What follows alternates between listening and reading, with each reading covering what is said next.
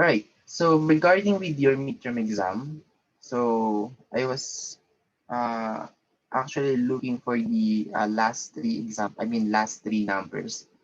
Okay, because the first two numbers is in my notebook. Okay, I created that one here, but the last three numbers is I cannot find it. I cannot. Uh, yeah, I cannot find it anywhere on where did I put that one, because that is the exam that I have also created last year. So I've just imported it to my canvas, okay, your course. And it seems that I put it on a Manila paper before or a band paper, but uh, I cannot find it anywhere. So maybe I have accidentally thrown it on the trash. So I'll just give the solution next meeting. So this coming Tuesday. Okay. So I will create a new one. Okay. So I'll post everything, okay, using my own solution, because your solutions are yeah, it's okay. So it's understandable. However, okay, it's not how do you call that one? It didn't pass my standard. Okay, when it comes to cleanliness and neatliness. So it's okay if I can understand your solution, especially to the people who got 75 and 70 and 65 and 60. So they are the solutions that I'm basing with. Okay, but it's just that pixelated and it's not that clear. So I wanted to create my own solution. So I'll just give my own solution next meeting from number 1 to number 5. All right. So for now, we'll just discuss the module 7, okay, and just do the activities, okay, of this module, and then we'll continue the Norton's theorem next meeting. Okay. So are we clear with that one, guys?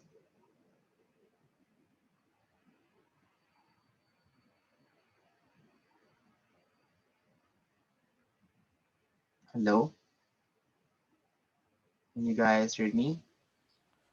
Yes, sir. Okay, so any questions so far before we'll start with our module 7?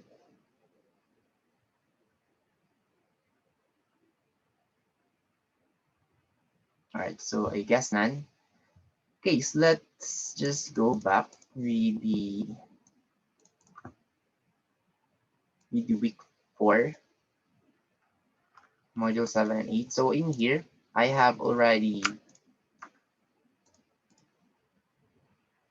included some of the video materials and some of my references. So this is where I've got most of the topics, okay, all about circuits and electronics tutorials. So make sure to check those websites. They are super straightforward when it comes to explaining things, okay.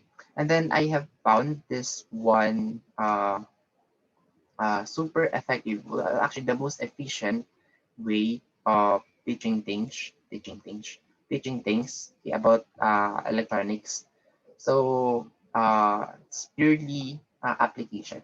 Okay, so yeah, there's some definition, but only a little, and then mostly are applications. So make sure to check this one. So this is a Tagalog version, and there's also two, okay, video wherein, of course, they are in English version. So one is, I guess, an Indian blogger or tutorials about mathematics, and then another one is American. So you guys learn about this one. This is the organic chemistry tutorials. I don't know if that's the correct name of that page. But anyway, that guy is really, really good when it comes to explaining things about sciences, about mathematics, and etc. All right. So yeah, those are the only things that I wanted to mention. Okay, so for the module 7, so we'll discuss Thevenin's theorem. Okay, so in here, they are actually quite the same with the past topics that we've had before, the superposition theorem, the nodal method. So in here, it says here, possible Thevenin's theorem states that it is possible to simplify any linear circuit, no matter how complex it is. Okay. So when it comes to complexity, so I guess I would say that this is the best method that you can use, okay, to simplify things. Why? Because you're converting, let's say, 5 voltage source or current sources into a single voltage source only. Okay. So the same with the resistance. Let's say you have 10 resistance in that circuit, but it can be uh, so it can be reduced into one series resistance only, and then connected to a load. Okay.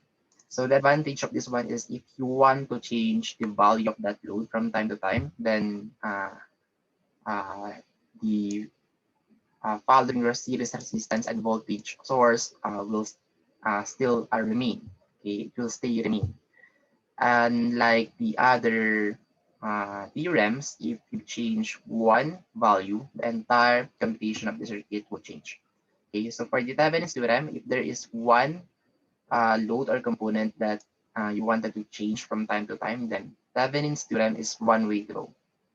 Okay, and the qualification of linear is identical to that found in the superposition theorem. So yeah, and where all the underlying equations must be linear, so no exponents or roots. So if we're dealing with passive components such as resistors and later inductors and capacitors, this is true. Okay, so yeah, it's okay to use this one if we don't have inductors and capacitors, but you can still use superposition, especially this one is much more simpler. Okay.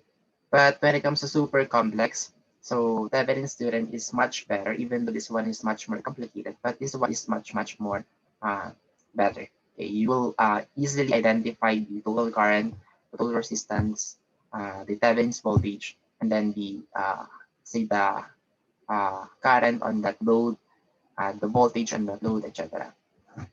Okay, so however, there are some components, especially certain gas discharge and semiconductor components, which are non-linear. Okay, so these are the things that exceptions when it comes to solving, okay, or applying the Thevenin's theorem. So we cannot apply this one when we have this kind of components. Okay, so gas discharge and then semiconductor components. Okay. All right, so let's have an example right away. So we have this super simple example.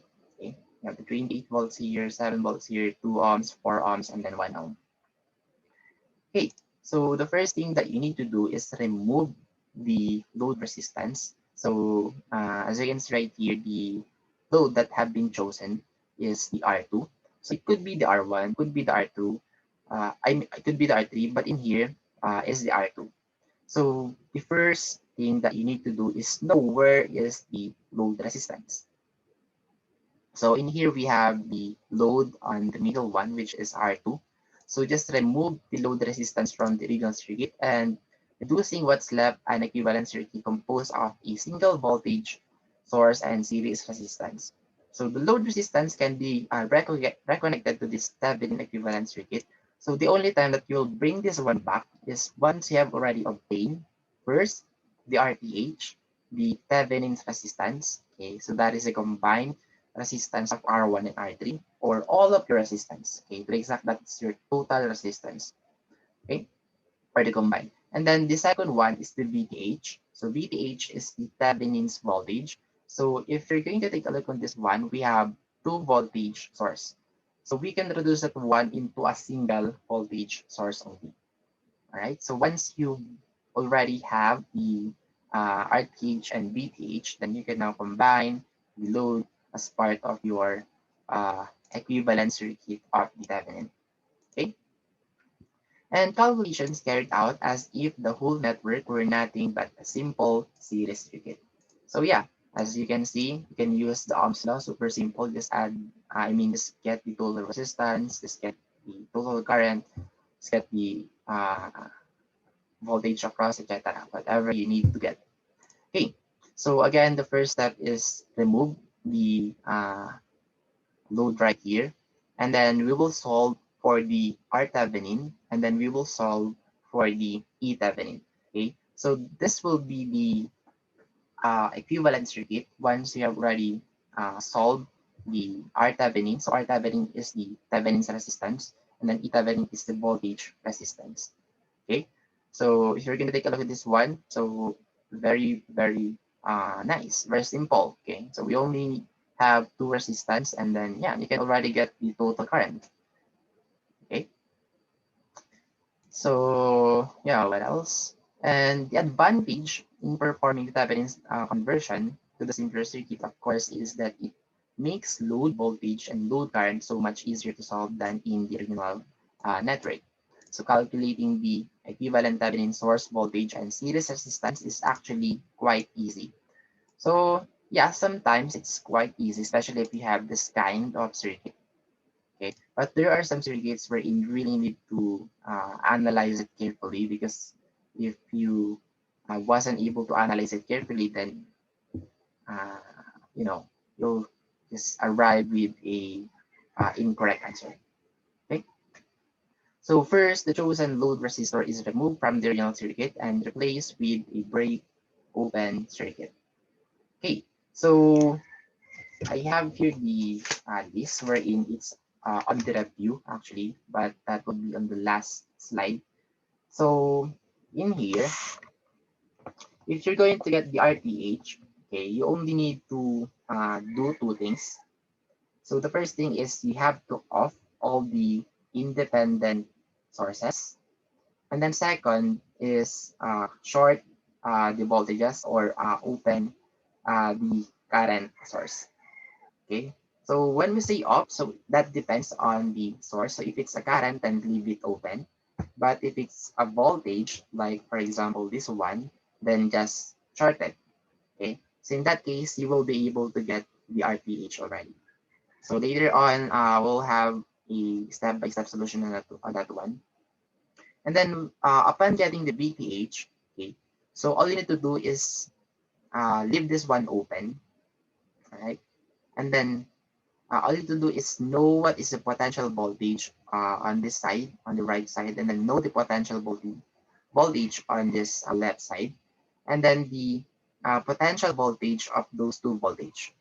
Okay, so meaning they will collide at this node. So of course, one of them will dominate the another voltage source. So it could be wherein they will be added with each other, or one of them will be deducted to the another. All right. Right. So so much with that. Let's move on how to solve this one. Okay. So in here, you already have the resistor removed.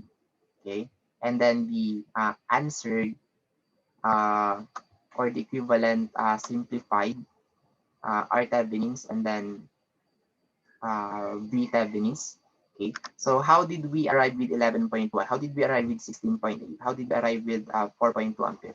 Okay, so with that, let's use the original circuit. Okay, and let me show to you guys the step-by-step solution. All right, so again, the first step that we need to do is remove this one. Okay, and I'll just paste it right here for now. Oops, that, and then put it right here. Okay, so that we know that it's 2 ohms. Okay, and then the second step that we need to do is solve for the RDH. Okay, so RTH is the, let's say, total resistance, okay, of the remaining resistors of your circuit. Okay, so the rule when getting the RTH is you need to off the sources. Okay, so of course we have two kinds or two types of sources. So we have voltage source, and then we have the current source. All right, so if it's voltage, just short it, and if it's a current, then just uh, leave it open and open circuit. All right. So in here, you only have voltage sources, so just short it. Okay. So in that case, we'll remove this one. We'll also remove this one and combine these two. Okay. So let's say this is your node A and this is your node B. Okay. So in here, as you can see, from node A to node B, this could be transformed into this equivalent circuit.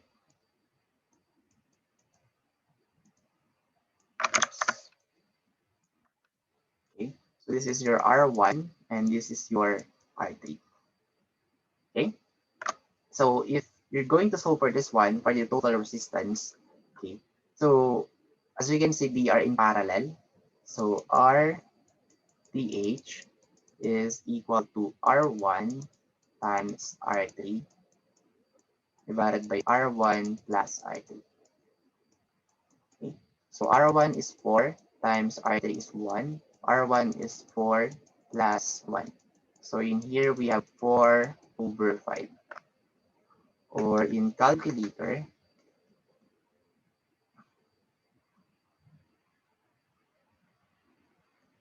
we have here 0.8 ohms. Okay. So voila, you already have your RTH. As simple as that. Okay. So for the VTH,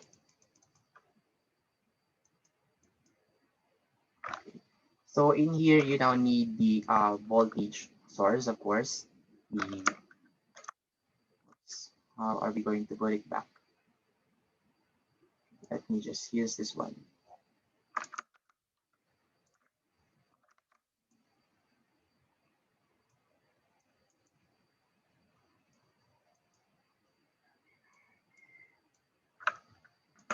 There you go. So in here, we're going to leave this one open. All right.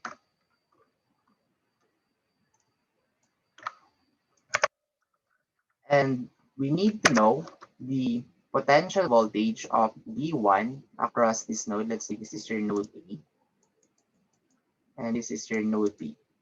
Okay. So we need to know the potential voltage of this one and then the potential voltage of this one. And then whatever is the final voltage right here, let's say at this point, okay, this will be your VTH. Okay, the voltage that will flow on this node AB. Okay. So in here we can see that VTH is equal to VAB. And for us to be able to know the value of VAB, okay, so we need to know first the total current. So IP is equal to, is it possible? Yeah, it's possible. But with the use of KCL. Okay, so in here we're going to use, not KCL, KVL. Okay, so in this case, it will leave us a current that is flowing here to there. So since they are like considered in, let's say a series circuit, okay, so we can see that there's only one flow of current that is flowing on the entire circuit since this one is an open circuit. Okay, so we only have one flow of current. So let's just say that the final rotation is this one clockwise. So we have positive, negative, positive, negative, positive, negative, positive, negative. So by applying KVL at this loop, let's say loop 1, L at 1,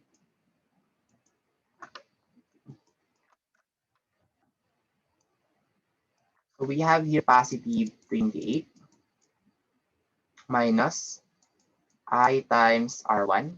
So R1 is 4. I'll just write it down here. Minus, okay, minus I R3. So R3 is 1 ohm and minus 7 equal to 0. So one good thing about Thevenin is it is your own way on how you will solve for the total current, total resistance, and then the potential voltage, okay, between those two voltage source or between those uh, sources. So in here, you can apply Kirchhoff's law, you can even apply superposition, you can even apply uh, Maxwell method, or just the Ohm's law, or the basic series and parallel concept. Okay, so in here, for us to be able to get the total currents, we need to apply KVL. Okay, so 28 minus 7 is 21, and minus I times 4 is 4I, and then minus I1. So if you're going to combine those two, we have minus I5. Okay, this is equal to 0. So just transfer this one. I is equal to 21 divided by 5. Oops. So 21 divided by 5 will give us 4.2 amps. So were you guys able to follow so far?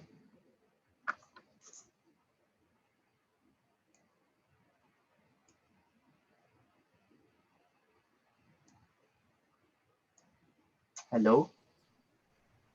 Yes, sir. So which part you guys are confused? So for the RTH, just memorize this one. Okay. Okay. Well, of course, do not forget to open circuit the RL. Okay, that is the first step, always. Okay, open circuit the RL, and then look for the RTH, and then next is the VTH. Okay. And for you to be able to know where to find the VTH, so listen carefully. So where to find the VTH? Is it right here, right here, right here? So wherever is your RL, that is where you can find the value of RTH. Wherever is your RL, that is where you can find the VTH. So that is why, as you can see right here, we didn't leave this one completely open circuit, because this one is a junction A and then junction B. That is always the case. We have this habit in Thevenin's theorem, wherein whatever is that 2 points or two nodes, okay, so point right here and then point right here, wherein this one leaves as your RL, okay. This is also your VAB, okay. So the point this right here and then the point right here where the RL is connected.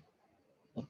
So whatever is the value or the voltage that will flow on this VAB will be the same with the VTH. Okay. So in here, it just happened that those two have different polarities.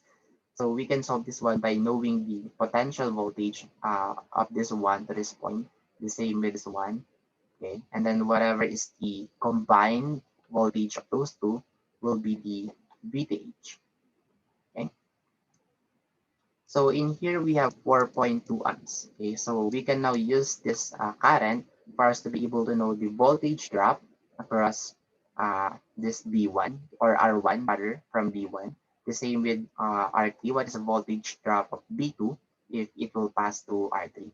Okay, so let me just go down. Okay, so I hope that you guys can still see this one.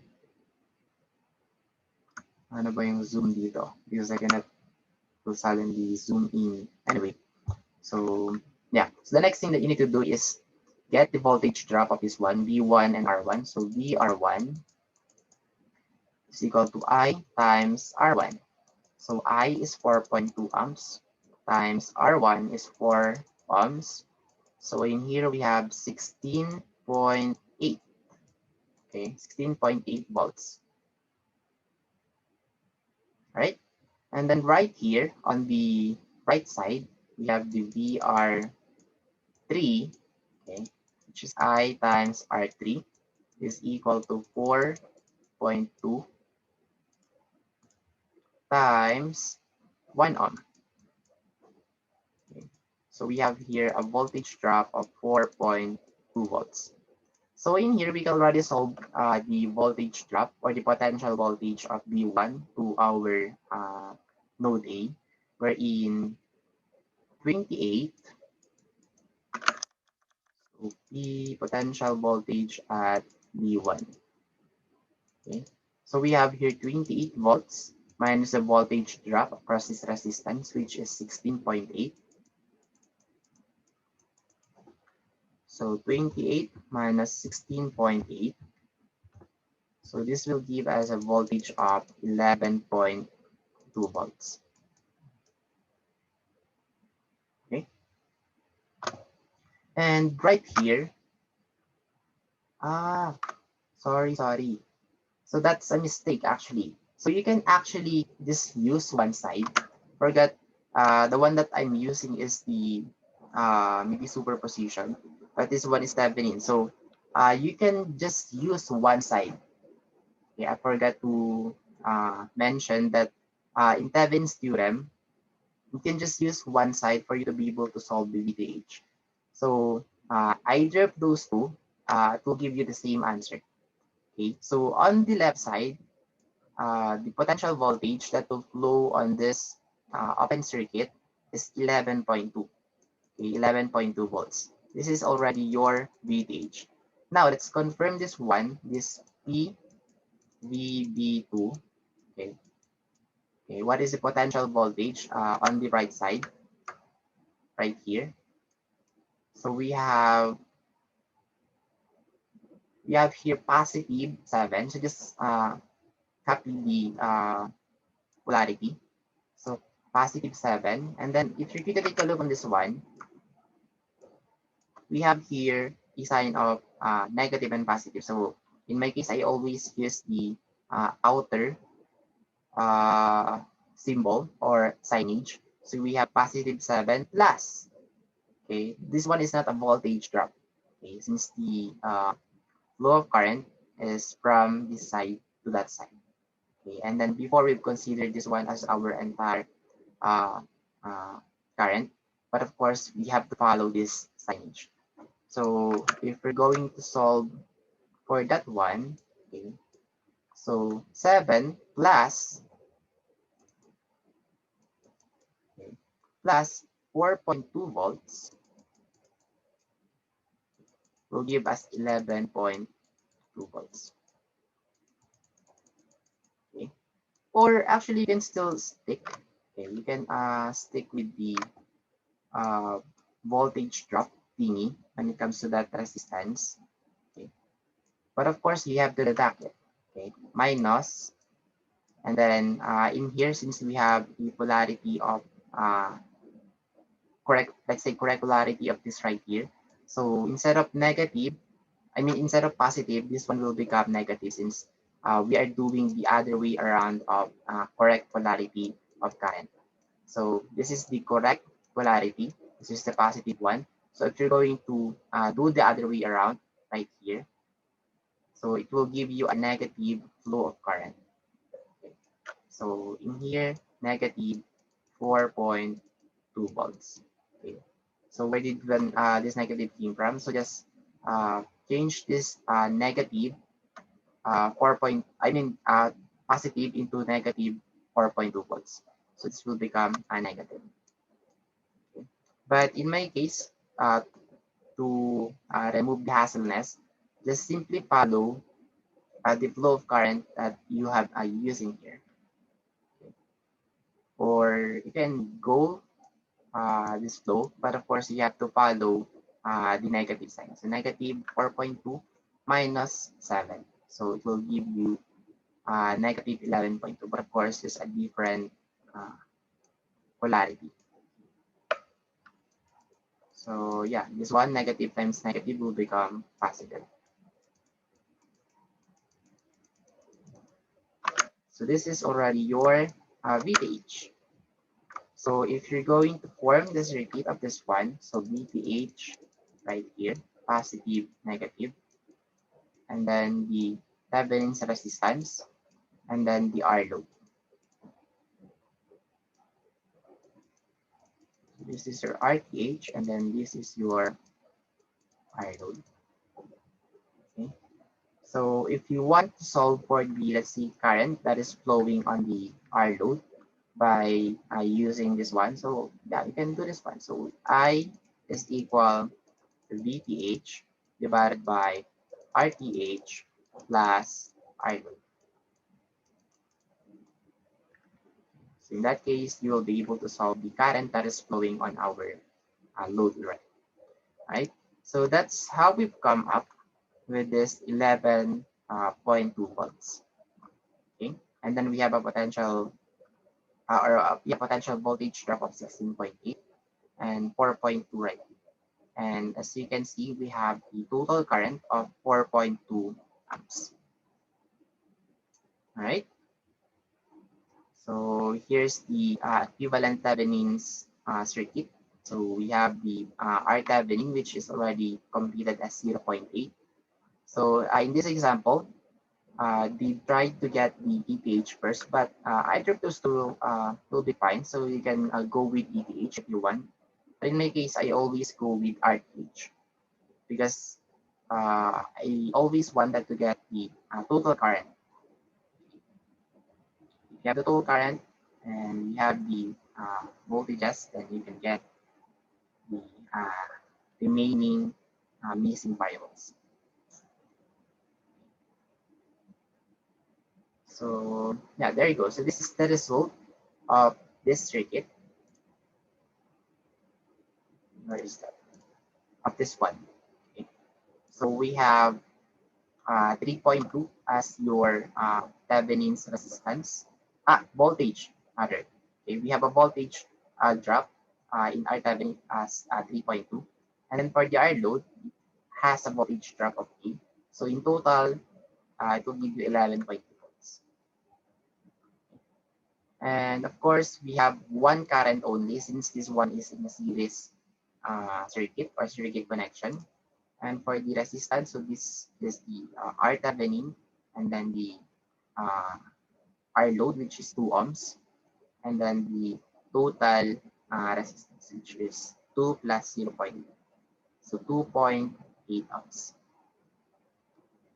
Right? So can you guys still hear me? Yes, sir. Yes, Because it sir. is now raining in here. So it is now quite noisy. Okay, so were you guys able to follow on how did we get this one? Okay, the value of RTH, which is 0.8, and then the value of VTH, which is 11.2.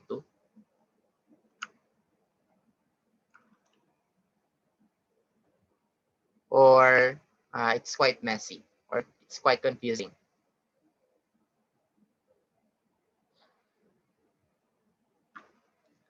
All right, so again, let me just remind you guys. So the first thing that you need to do is just open circuit, the RL.